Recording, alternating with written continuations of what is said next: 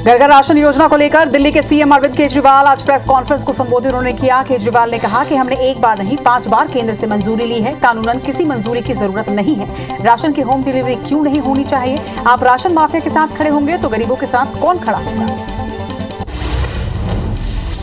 दिल्ली के सीएम अरविंद केजरीवाल ने केंद्र सरकार पर घर घर राशन योजना को रोकने का आरोप लगाया, पर उस पर बीजेपी ने पलटवार किया। बीजेपी राष्ट्रीय प्रवक्ता संबित पात्रा ने कहा है कि केजरीवाल ने दिल्ली की जनता को बरगलाने की कोशिश की है। केजरीवाल ने राशन योजना पर झूठ बोला है। केंद्र सरकार होम स्टेप डिलीवरी राशन योजना को नहीं रोक रही।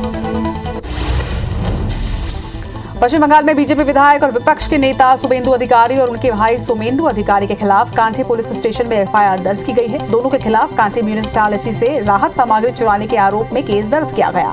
पुलिस के मुताबिक शुभेंदु अधिकारी और उनके भाई के खिलाफ शिकायत रतनदीप मन्ना ने बीते 1 जून को दर्ज करवाई। पश्चिम बंगाल में बड़ी साजिश को पुलिस ने नाकाम कर दिया है। कोलकाता में बीजेपी दफ्तर के पास 51 देसी बम बरामद किए गए। पुलिस ने देसी बम से भरे बैग को अपने कब्जे में लिया। बताया जा रहा है कि ये सभी बम क्रूड बम हैं और कम इंटेंसिटी के हैं। फिलहाल सभी बमों को निष्क्रिय किया जा रहा है। दिग्गज एक्टर दिलीप कुमार को मुंबई के पीडी हिंदुजा अस्पताल में भर्ती करवाया गया है। दिलीप कुमार को सांस लेने में दिक्कतें हो रही थी। उनकी पत्नी सायरा बानो का कहना है कि उन्हें कुछ दिनों में सांस लेने में दिक्कतें आ रही थी और इसी वजह से उन्हें अस्पताल में भर्ती करवाया गया। जम्मू कश्मीर में आज सुबह करीब 6:21 पर भूकंप के हल्के झटके महसूस किए गए। रेक्टर स्केल पर इसकी तीव्रता 2.5 मापी गई। फिलहाल इससे किसी भी तरह का जान माल का नुकसान नहीं हुआ है। नेशनल सेंटर फॉर सिस्मोलॉजी के अनुसार भूकंप 5 किलोमीटर की गहराई पर आया।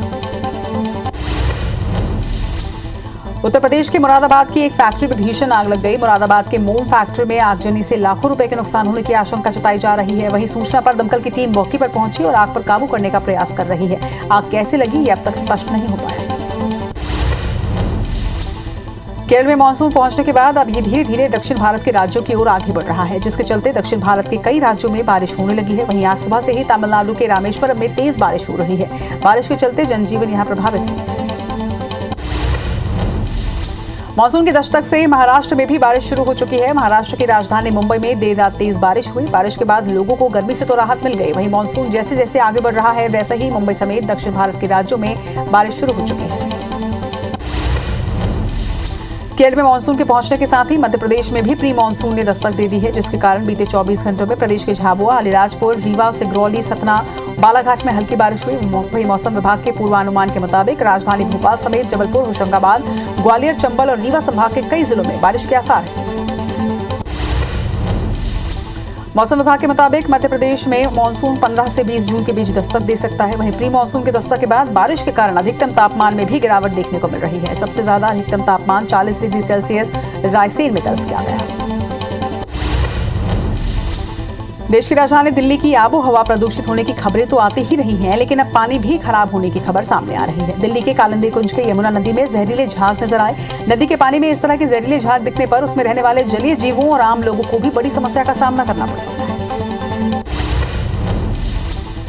दुनिया भर में कोरोना के मामले 17 करोड़ 37 लाख को पार कर चुके हैं। वहीं अब तक 37,35,000 मरीजों की मौत हो चुकी है। दुनिया भर के 15 करोड़ 65 लाख मरीज कोरोना को हराकर स्वस्थ हो चुके हैं। एक्टिव मामले 1 करोड़ 33 लाख के पार पहुंच गए हैं। वहीं संक्रमण के मामले में भारत दुनिया में अमेरिका के बाद दूसरे स्थान पर बना हुआ है। देश में एक दिन में कोरोना के 1,14,000 नए मामले सामने आए हैं, जिससे कुल आंकड़ा 2 करोड़ 88 लाख के पार पहुंच चुका है। वहीं 2,681 नई मौत से अब तक 3,46,000 मरीजों की मौत हो चुकी है। बीते 24 घंटे में 1,89,000 मरीज ठीक होने के साथ ठीक होने वालों का कुल आंकड़ा 2 करोड़ 69 लाख को पार कर चुका है। वहीं 14,73,000 एक्टिव मरीजों का इलाज इस वक्त जारी है।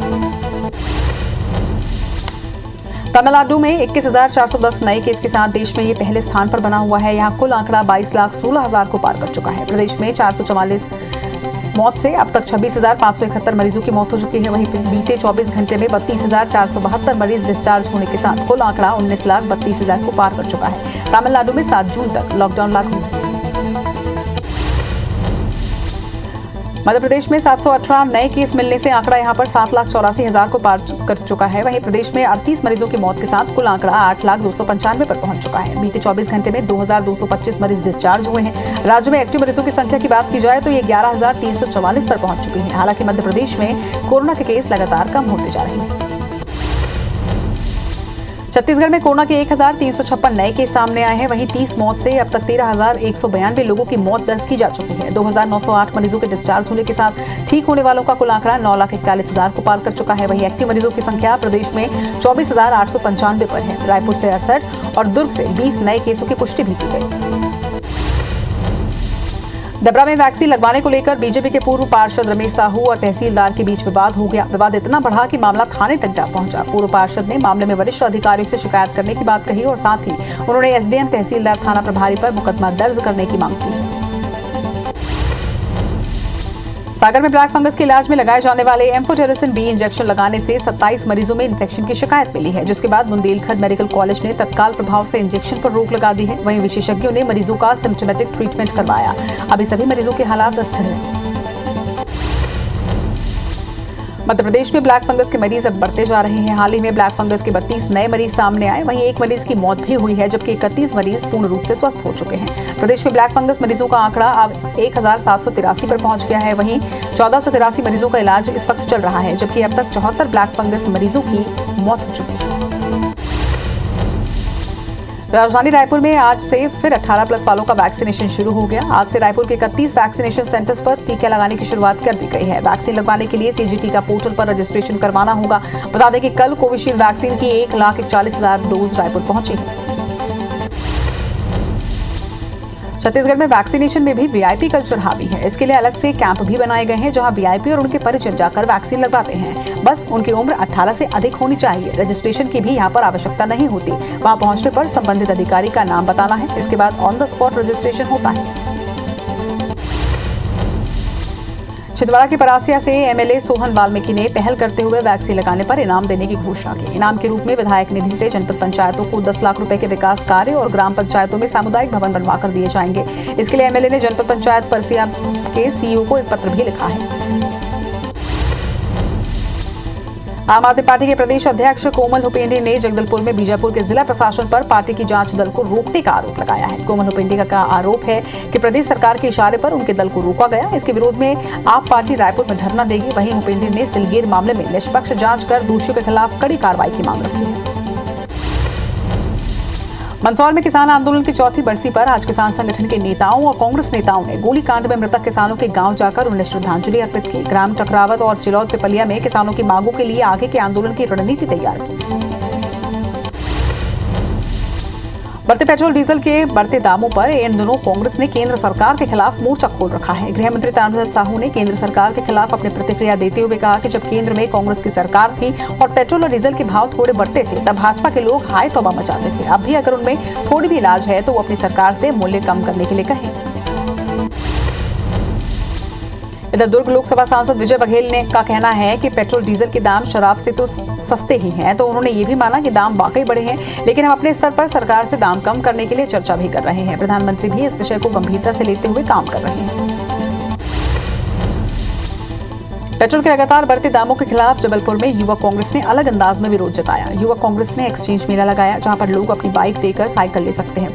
प्रतीकात्मक रूप से लगाए गए इस एक्सचेंज मेले में कार्यकर्ताओं ने अपनी बाइक जमा करवाकर साइकिल ली, जो विरोध के रूप में साइकिल की सवारी करते भी नजर आए। मुरैना के नए एसपी ललित साकप्यार देर रात साइकिल से शहर के भ्रमण के बाद कोतवाली थाने पहुंचे, मगर उन्हें कोतवाली में कोई भी पुलिसकर्मी पहचान नहीं पाया। एसपी के नए तेवर से पुलिस अधिकारियों में हड़कंप मच गया। इसके बाद थाने का स्टाफ एसपी के सामने उपस्थित हुआ। एसपी ने कहा कि अपराधियों में पुलिस को लेकर खौफ पैदा होना चाहिए। उन्होंने पुलिसकर्मियों से जनता के बीच संवाद बनाने के लिए भी कहा। गरियाबंद जिले में NH-130C में गुणवत्ता विहीन कार्य पर अफसरों की गैर मौजूदगी से सवाल खड़े हुए। धवलपुर से मंदांगमोड़ा पर 25 करोड़ की लागत से सड़क बनाई जा रही है। इसमें डामर मिक्स मटेरियल को 48 घंटे के बाद सड़क पर बिछा दिया गया। कंपनी सुपरवाइजर गड़बड़ी पर पर्दा डालते नजर आए, तो वहीं अनियमितता पर कांग्रेस भाजपा दोनों ने विरोध जताया है। बलरामपुर जिले के वाड्राफ नगर के आसनडीह में बांध निर्माण के प्रभावितों को प्रशासन ने 40 लाख रुपए का मुआवजा दिया है। मुआवजा मिलने से पीड़ित परिवार बेहद खुश नजर आए। वाड्राफ नगर एसडीएम और सरपंच शकुंतला सिंह पोर्ते ने 3 परिवारों को 40 लाख का मुआवजा वितरित किया। इसमें कुछ लोगों को प्रशासन पहले ही मुआवजा दे चुका है। भीषण गर्मी में आम जनता को शीतल जल मुहैया कराने की मंशा से कोरबा के मानिकपुर में वाटर एटीएम तो लगा दिया गया है, लेकिन मेंटेनेंस के अभाव में उसकी सार्थकता सिद्ध नहीं हो पा रही। इसी बीच एटीएम आज अचानक ब्लास्ट हो गया, जिससे लोगों में दहशत का माहौल है। सरकारी पैसे से एटीएम तो लगवाया गया, लेकिन इसकी उपयोगिता सामने नहीं आ रही। गरियाबंद जिले के सुदूर इलाके में 1.5 साल के एक बच्चे को गंभीर बीमारी से जूझना पड़ रहा है। जानकारी मिलने पर जिला पंचायत उपाध्यक्ष संजय नेताम ने जिला चिकित्सालय में उसे भर्ती करवाया, जहां पहले बच्चे को सुपोषित किया जाएगा, बाद में चर्म रोग और अन्य बीमारी का भी इलाज किया जाएगा। मध्य प्रदेश में जूडा की हड़ताल जारी है। भोपाल में हड़ताल के 7वें दिन डॉक्टरों ने मोबाइल की फ्लैश लाइट लगाकर विरोध प्रदर्शन किया। जूडा ने स्टेथोस्कोप और जीडीए फॉर्मेशन बनाकर एकता का संदेश दिया। जूडा ने सरकार से अपनी मांगों को लेकर लिखित आदेश की भी मांग की है। मध्य प्रदेश में जूडा की हड़ताल जारी है। इस बीच छत्तीसगढ़ के डॉक्टर्स ने एमपी सरकार को जूडा की मांग पूरी करने के लिए 24 घंटे का अल्टीमेटम दिया, वरना आईएमए के सदस्य राष्ट्रव्यापी आंदोलन के लिए तैयार नजर आए, जिससे छत्तीसगढ़ के अस्पतालों में भी इलाज प्रभावित हो सकता है। बता दें कि आईएमए 450 जूडा के निलंबन से नाराज है। अनूपपुर जिले के कोतमा में होने वाली अघोषित बिजली कटौती और गांव में डिम लाइट को लेकर कोतमा विधायक सुनील सराफ ने धरना प्रदर्शन किया। कोतमा विद्युत विभाग अनुभाग के सामने धरना प्रदर्शन किया। वहीं विधायक ने महंगाई, बिजली और पेट्रोल जैसे मुद्दे को लेकर सरकार को घेरा है। इसके साथ ही सत्याग्रह की चेतावनी भी दी। इंदौर पुलिस ने चेकिंग के दौरान 2 युवकों से लाखों रुपए से भरा बैग बरामद किया है। बैग में 30 लाख रुपए भरे हुए थे। कैश संबंधित दस्तावेज नहीं होने पर पुलिस ने पैसा अपने कब्जे में ले लिया है और उसकी सूचना इनकम टैक्स विभाग को दे दी है। मामला विजयनगर थाना इलाके का बताया जा रहा है। देवास औद्योगिक थाना क्षेत्र के एक मैरिज गार्डन के पास मामूली विवाद में गोली चली। गोली लगने से पीर कराड़िया निवासी अतुल वर्मा की मौत हो गई है। वहीं अपने 2 साथी लोकेश और अजय के साथ पार्टी मना रहा था। इसी बीच शानू नामक व्यक्ति से विवाद के बाद गोली चलने की आवाज आई। जमीन पर गिरे राहुल को देखकर उसके दोनों दोस्तों ने डायल 100 को फोन कर वहां से फरार हो गए।